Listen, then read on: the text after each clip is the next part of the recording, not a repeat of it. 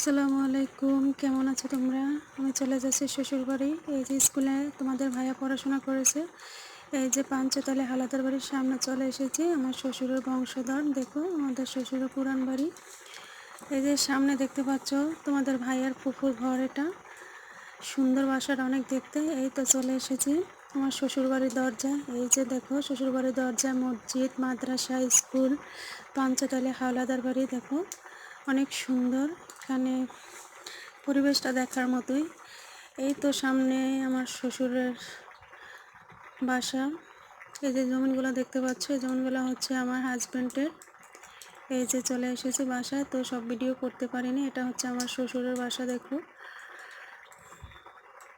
পাশে আমার চাচা শ্বশুরের বাসা। এই যে ঘর একদম ফাঁকা, কেউ নাই ঘরে। দেখো শুধু আম্মু একা আছে।